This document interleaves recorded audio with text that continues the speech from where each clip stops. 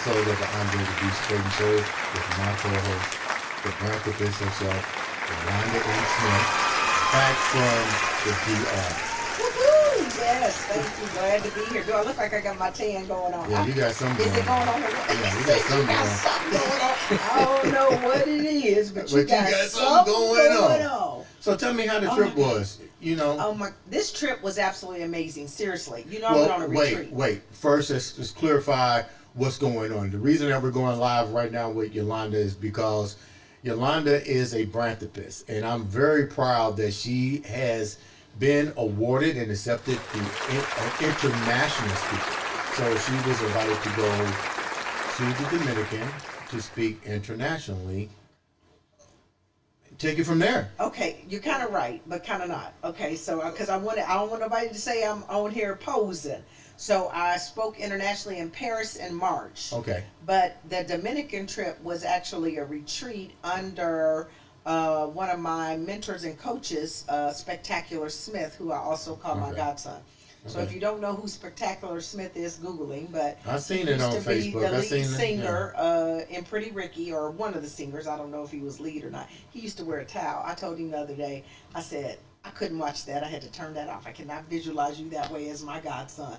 But apparently he used to be on stage with a towel on and doing his thing. So, but we went to a retreat, and it was a great retreat because he has created quite the community of entrepreneurs. His mission is to build 1 million millionaires. I mean, literally, create. Can I get Pretty Ricky's number? You know what? That's what I'm talking about. Come on the speedboat, baby. Come on the speedboat. Yeah.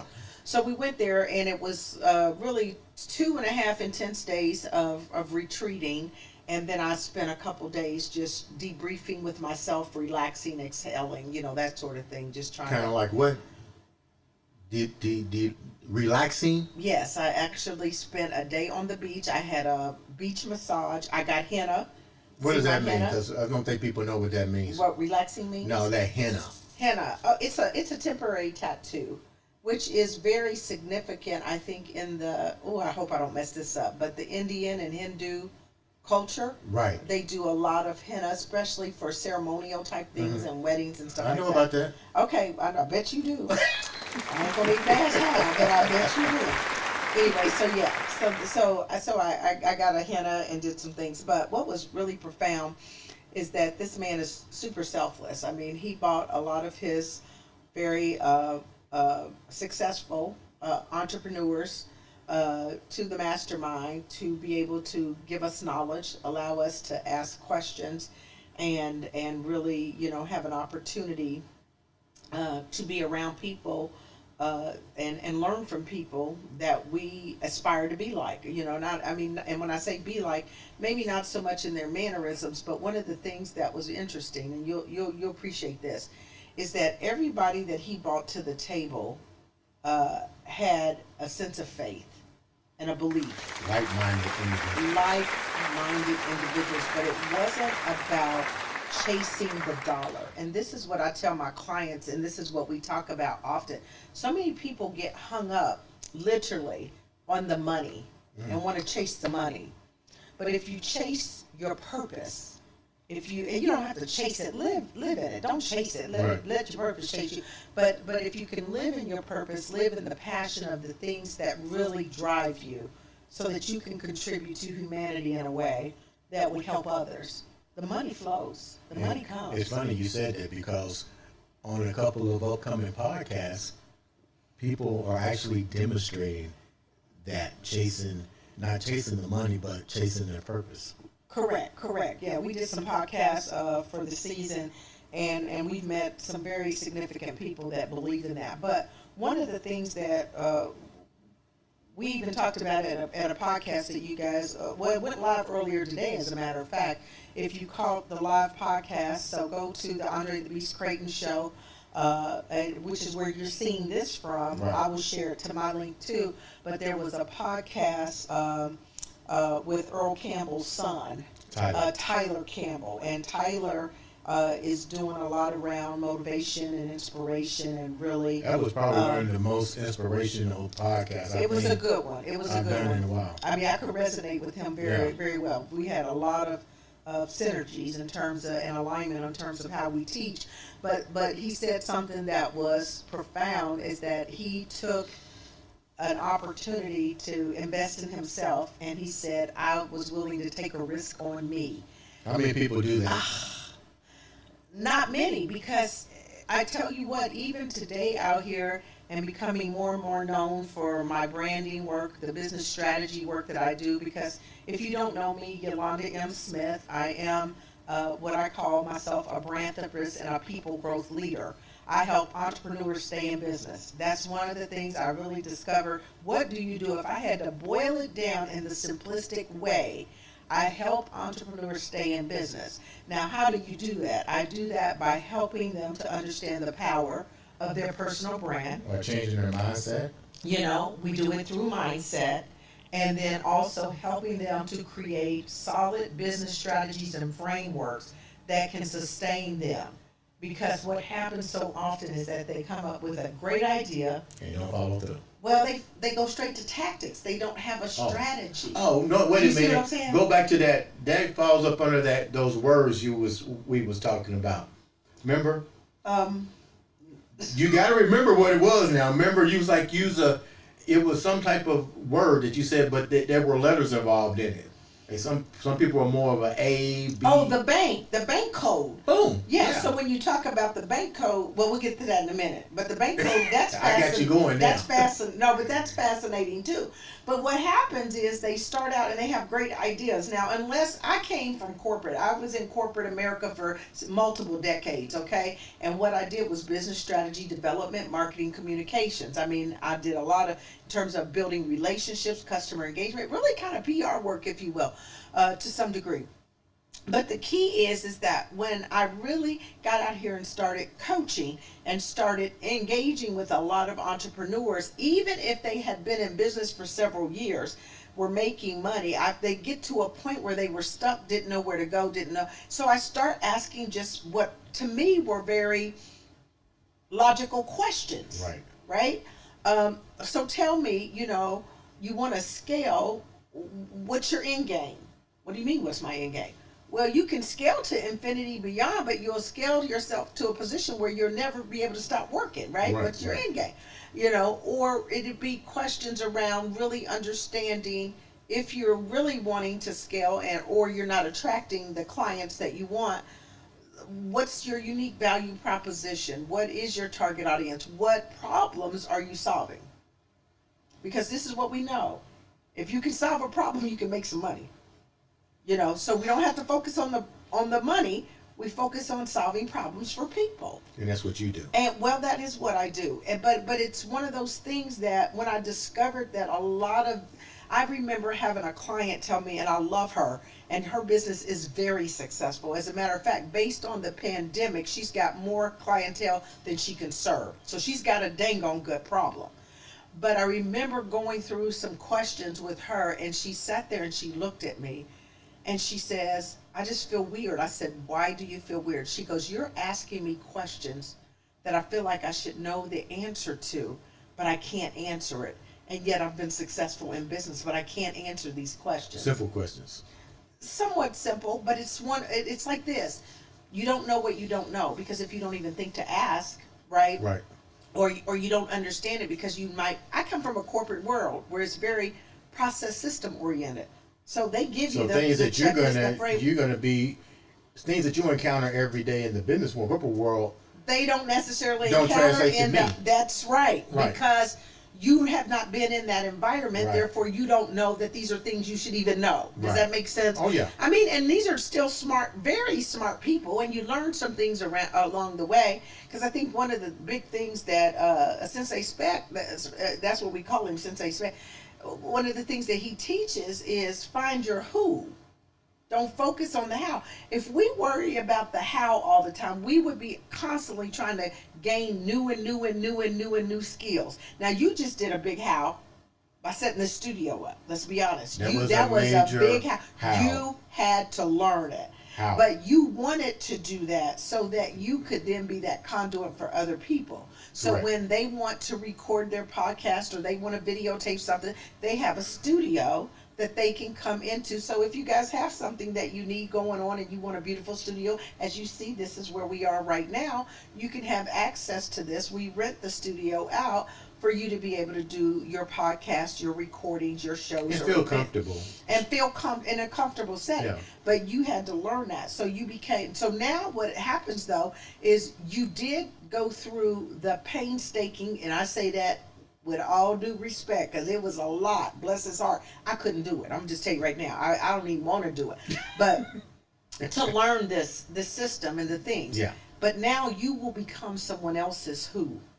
They're not going to want to do it. Right. Where are they going to go? They'll pay you, the who, to do it for them so that they can sit here and do what they love doing. Because you know me, I want to sit here and talk to you. I do too. I'm not wanting to work the controls. I'm not wanting to understand the technology. Do you see what I'm saying? Yeah.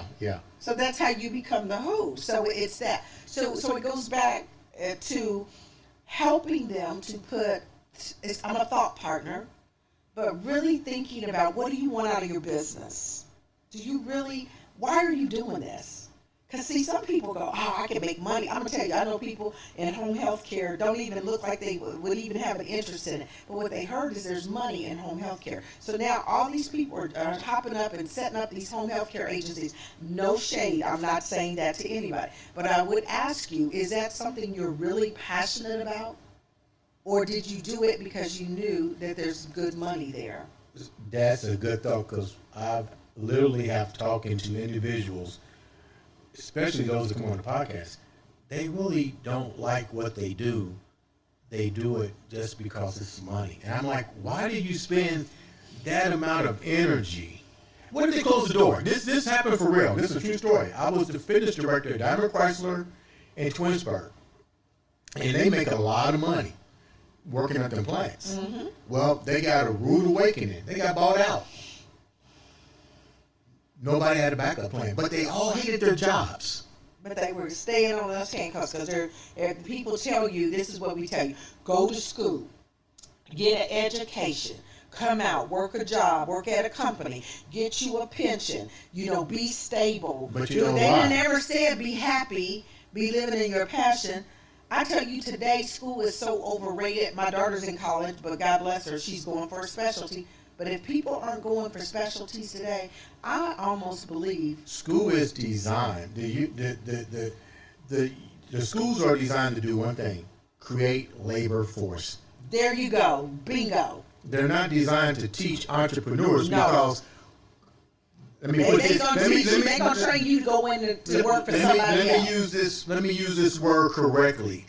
Colonial America. The people that had the money, the Rockefellers and the people that invented, said, we don't need to teach entrepreneurship. We need to teach labors.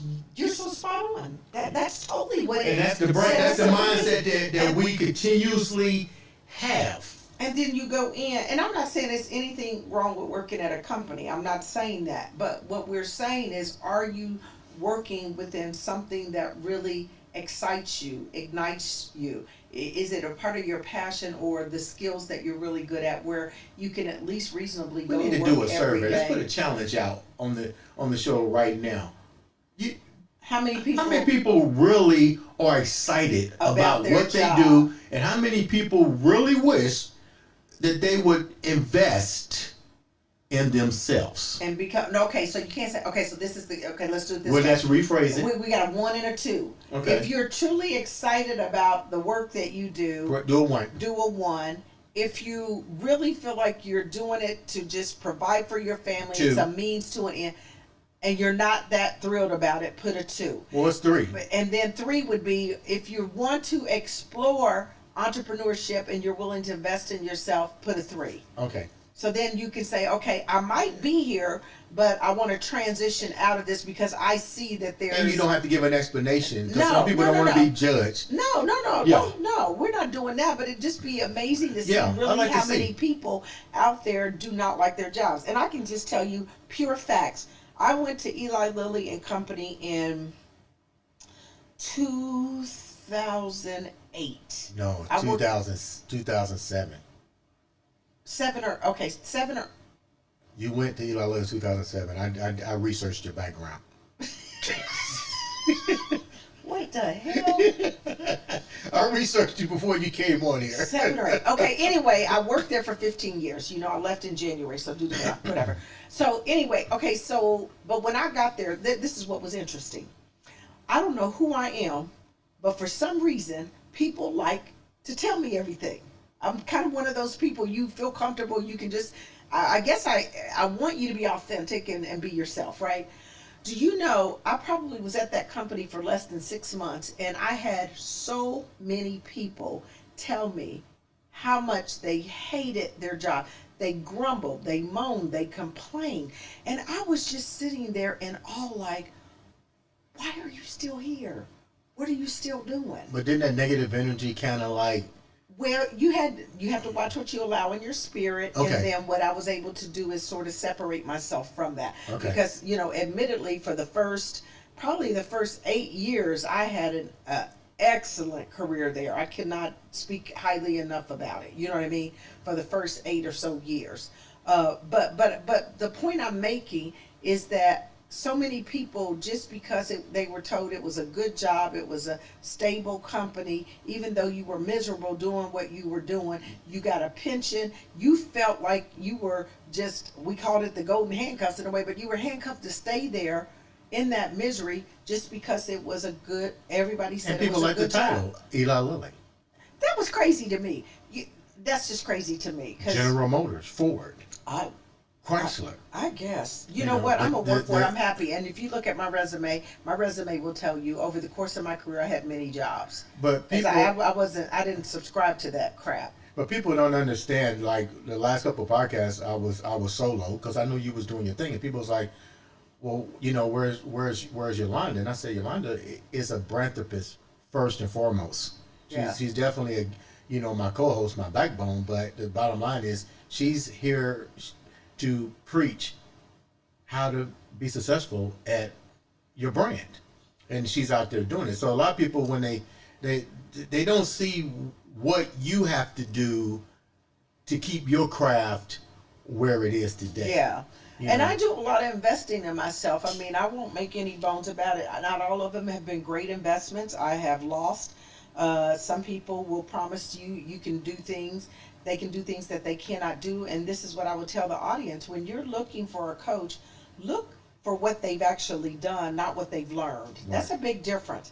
I can sit here and tell you that I do exactly what I teach, and it has served me well. People, you know what I mean? You just said something that was real crucial, too.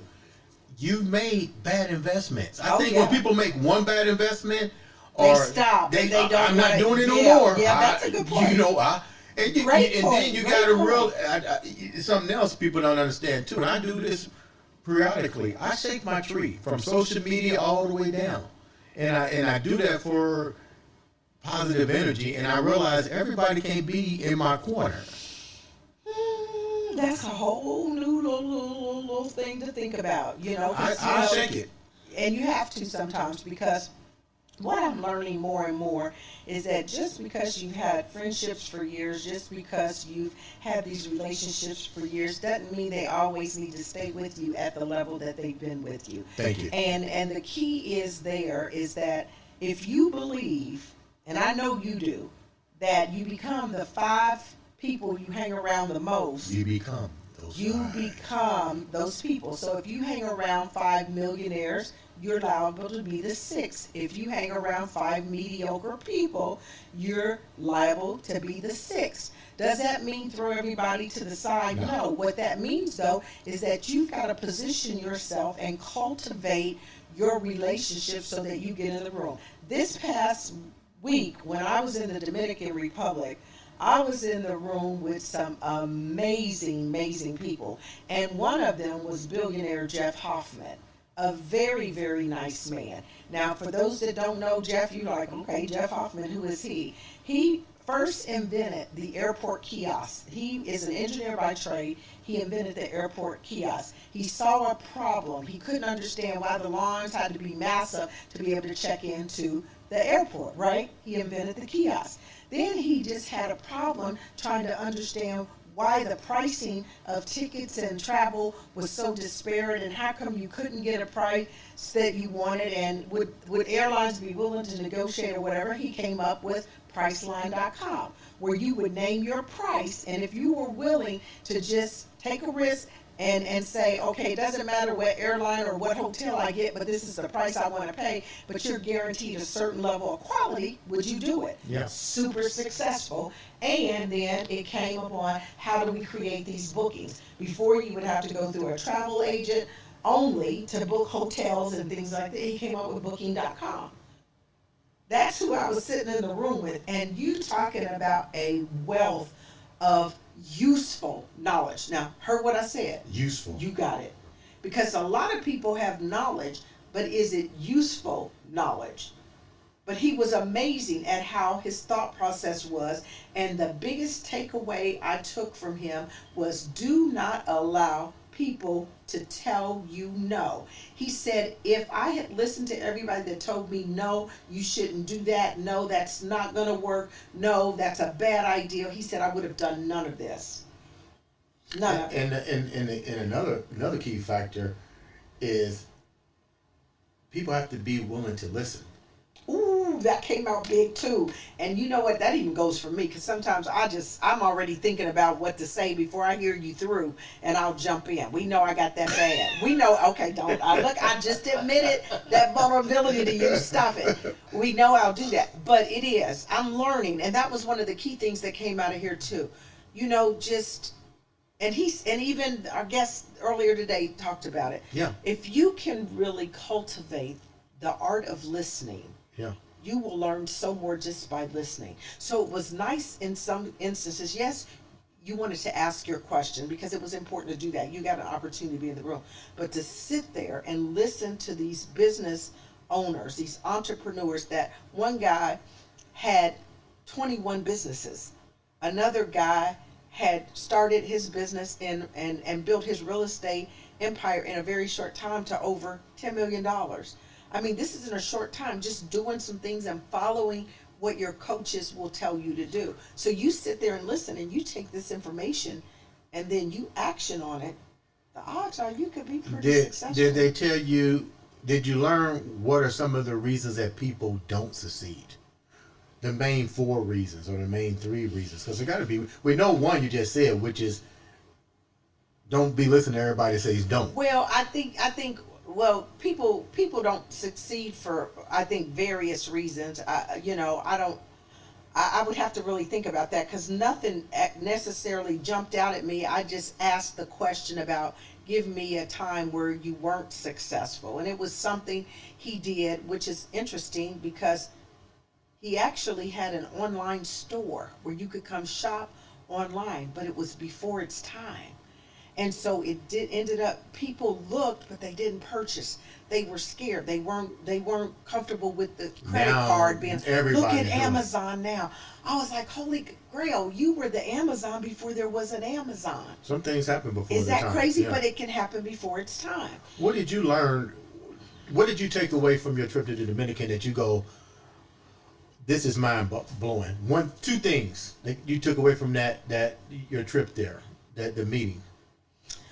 From what you already know. I think one of the biggest things I took away, and I'm a big proponent of mindset, but I think what I really did take away is that I can do whatever it is I really want to do. I came back with a belief that I will be extremely successful in doing that fear left. Any fear or doubt I had about it, because we're human and we will have anxiety or some fears about if we will succeed or not, or what will people think about you or whatever. But I left there with a compelling belief. As long as I believe it, as long as in my heart I believe it, as long as I have faith and I can put my trust in God and surround myself with the right people, I'll be okay. That was huge for me. You know what? I noticed you was over at the Dominican. I didn't get a shout out or nothing.